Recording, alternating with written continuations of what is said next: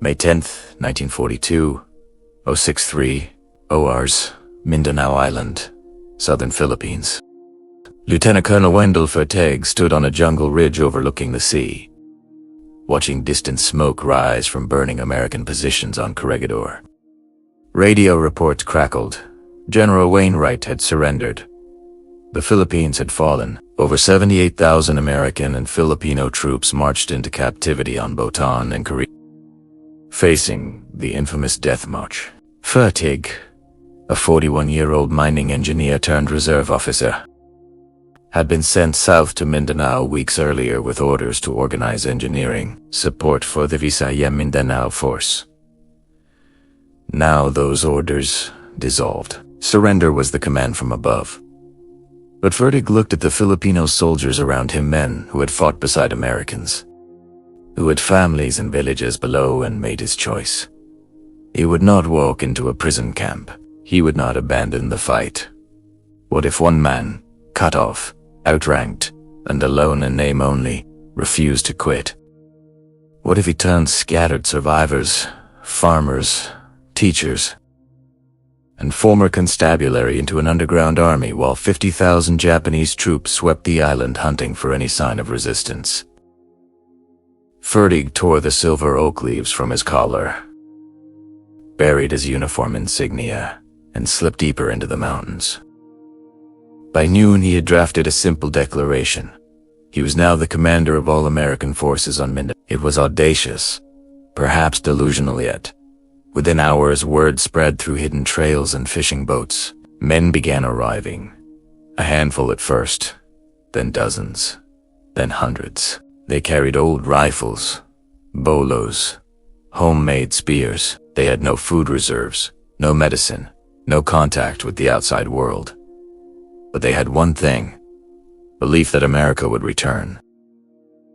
The Japanese response was swift. Patrols fanned out from coastal garrisons, burning villages suspected of sheltering holdouts, executing suspected guerrillas on the spot. A price was placed on Fertig's head, tens of thousands of pesos, for information leading to his capture. He moved constantly. Bamboo huts one night, caves the next, always one step ahead. Yet each evasion bought time. Each narrow escape drew more recruits. Whispers became networks. A radio operator, hidden in a mountain cleft, pieced together scavenged parts to send faint signals toward Australia 2,000 miles away. Static answered at first. Then, months later, a reply.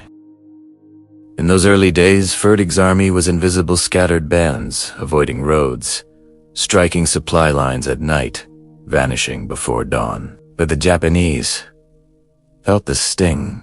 Ambushed trucks, cut telegraph wires, missing patrols. They doubled searches, tripled checkpoints. They offered amnesty to Filipinos who turned in guerrillas. Few took it. Instead, the resistance grew in the shadows. Fertig appointed district commanders, set up courts to maintain order, collected taxes and rice and information. He forged currency, printed proclamations, ran schools in the jungle to keep morale alive. By late 1942, his claim to command was no longer a bluff. Thousands followed. The hunt intensified. Japanese battalions combed the interior, burning crops, torturing villagers for names. Fertig's men learned the terrain like their own skin trails. Only they knew. Rivers that hid, canoes, caves that swallowed entire companies. One close call in 1943. A patrol surrounded his headquarters camp at dawn.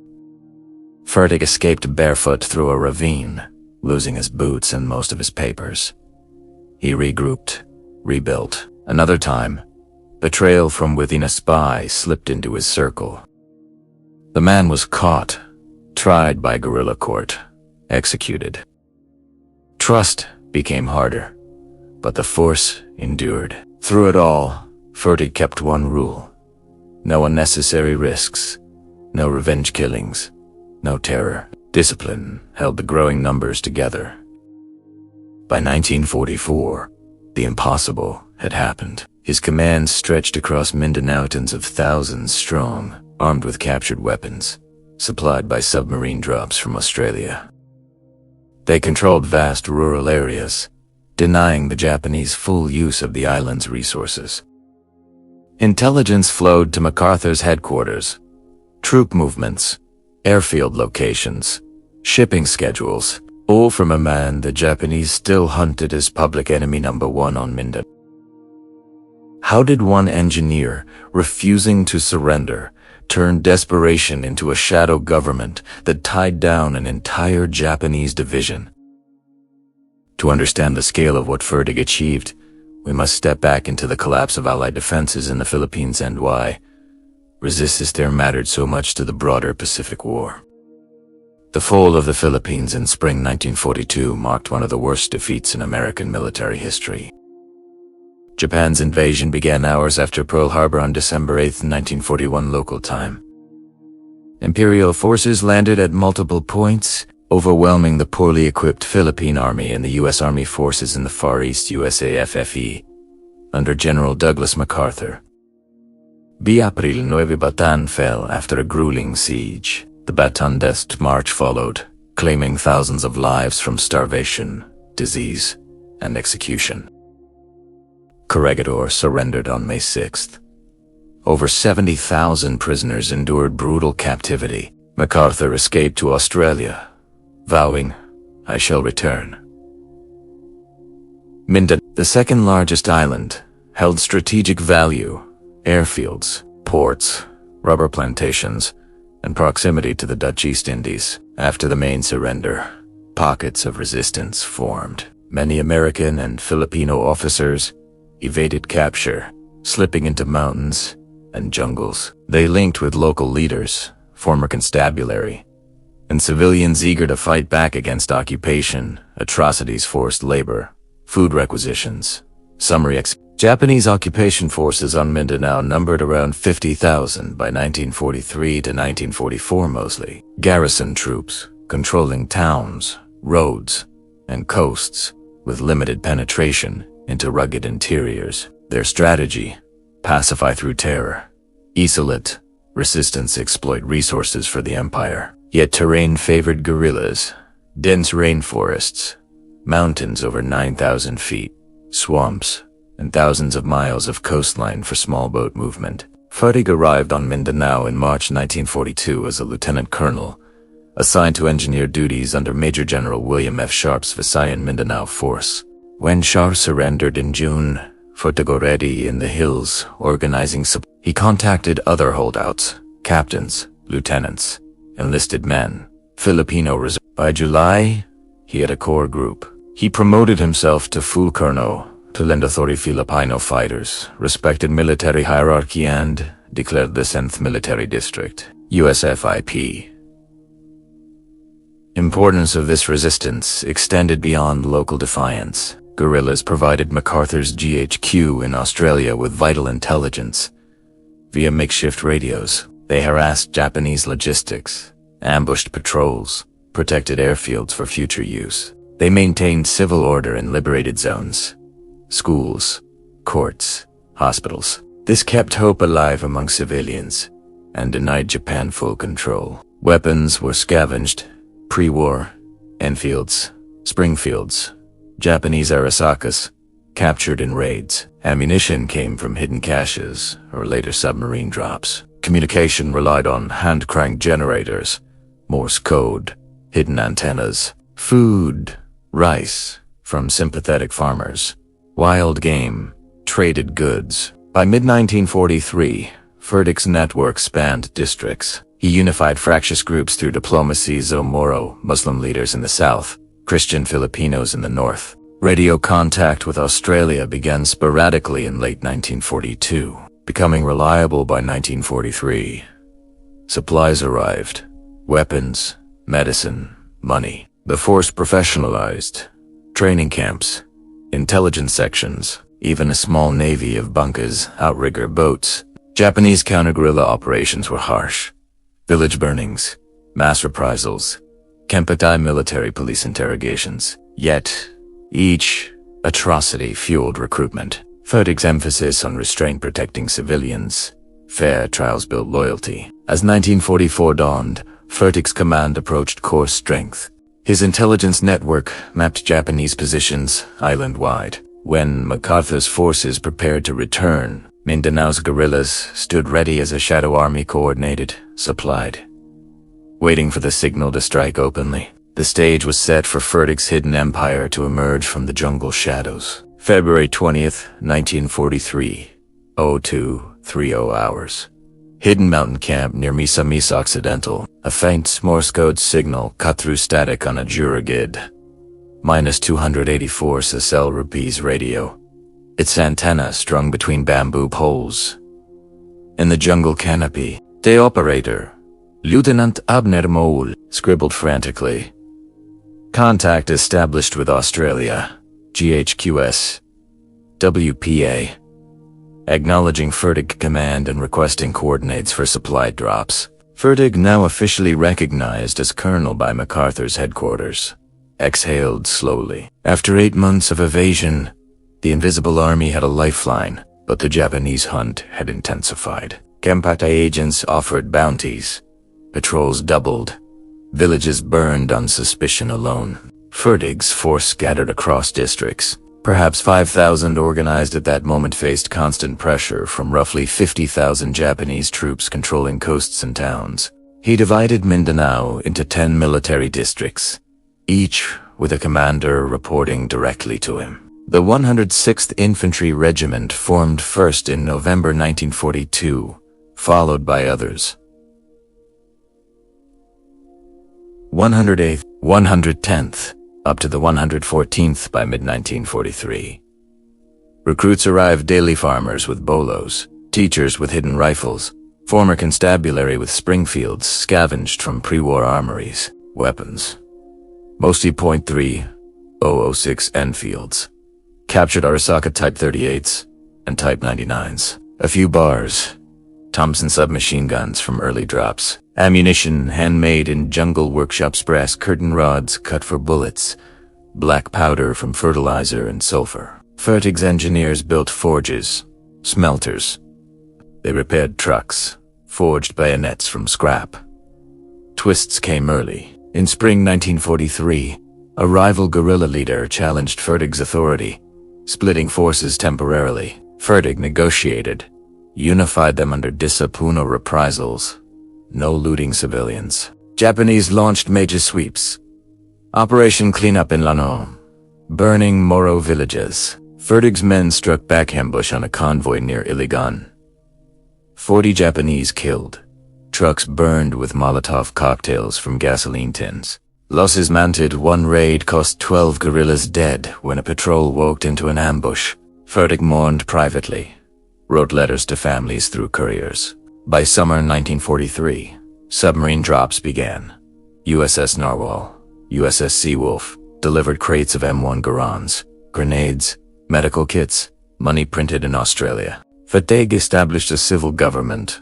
Courts tried collaborators fairly. Schools taught in hidden clearings.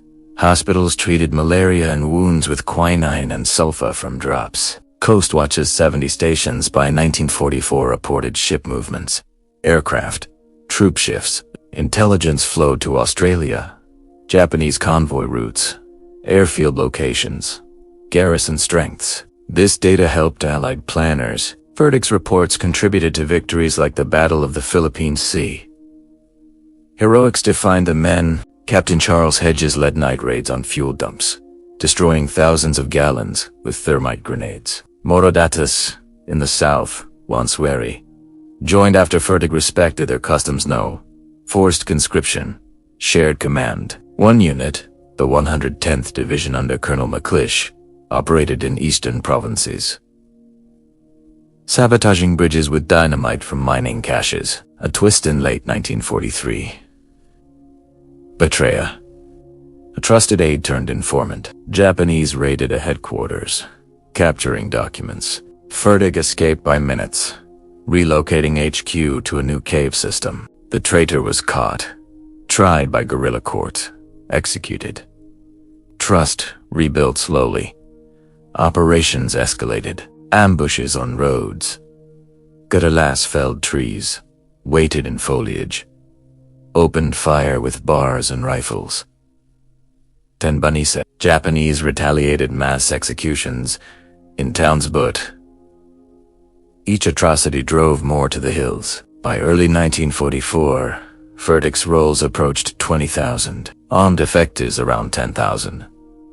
They controlled rural interiors, denying Japan rice, labor, timber. Japanese estimated Fertig's strength at over 30,000 by intelligence reports. Climax built through 1944. As MacArthur prepared Lati invasion, Fertig's intelligence pinpointed Japanese reinforcements. Guerrillas seized airfields and secret clearing strips for future use. In September 1944, after Lady landings, Fertig ordered open attacks, coordinated strikes. 110th Division overran Japanese outposts, captured weapons. Losses: Heavy 1 Battalion lost 80 men in a day-long fight near Davao. The gains massive, thousands of rifles, machine guns, even light artillery taken. By March 1945, as 8th Army landed on Mindanao, Fertig's force peaked estimates, 32,000 to 38,000 total, 16,500 armed and trained. They guided American troops, provided scouts, secured flanks. In the Battle of Davao, guerrillas flanked Japanese positions, cutting escape routes. Fertig coordinated from Forward HQ, directing divisions via radio. One final twist. Japanese attempted to negotiate surrender with Fertig directly, hoping to avoid total defeat. He refused terms unconditional. When U.S. forces linked up, Fertigist shadow army emerged, organized, disciplined, ready. They had tied down divisions, fed intelligence that saved Allied lives, governed millions in liberated zones. The hunted became liberators. March 10th, 1945. Dawn, near Malaybalay, Centra, Mindanao. Colonel Fertig stood on a ridge overlooking the Serre Highway as American tanks rolled forward, infantry advancing behind. His guerrillas, now in faded uniforms with armbands, flanked the road, guiding columns through minefields they had mapped months earlier. The Japanese 35th Army, battered from Leyte, Faced, Insir. Fertig's divisions struck simultaneously. 108th cut supply lines north, 110th hit from the east, Moras in the south. Harassed retreats. In one action near Kabakan, guerrillas ambushed a convoy, destroying 20 trucks, killing over 100 Japanese with captured mortars and machine guns. American artillery, directed by guerrilla spotters, pulverized fortified positions. The climax unfolded over weeks. Japanese Commander General Morozumi attempted breakout. Fertig's intelligence coastwatchers, spotting barjas allowed. Preemptive strikes. Guerrillas seized key bridges, preventing reinforcement. Losses: hundreds on both sides. But Fertig's men fought smart, hit and fade, never prolonged stands. By April, Davao fell. Zamboanga secured. Fertig met General Robert Ackelberger, 8th Army commander, handing over maps, prisoner lists, intelligence dossiers.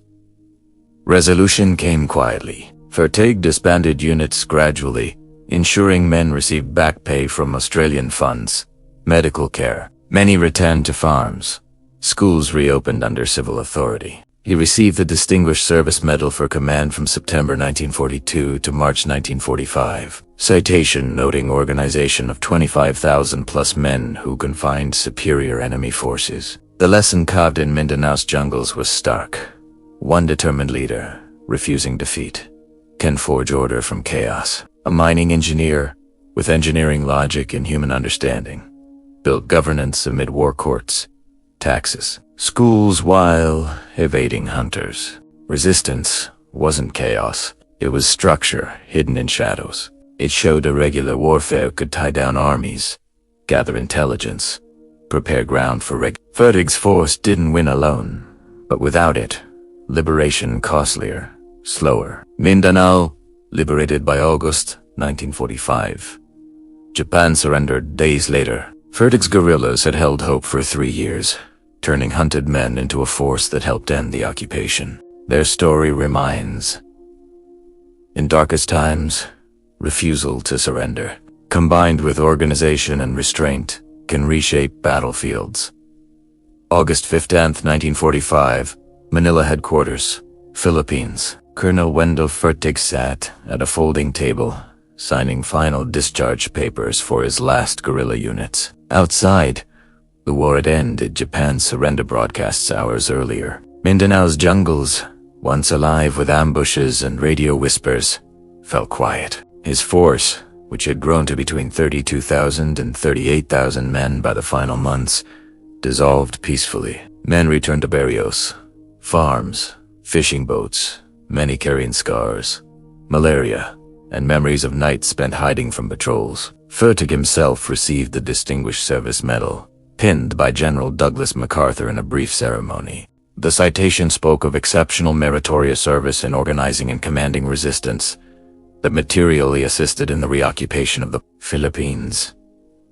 He never sought the spotlight. After the war, he returned to civilian life as a mining engineer in the United States, raised a family, and spoke little of those 3 years unless asked directly. The numbers tell part of the story. Over 3 years,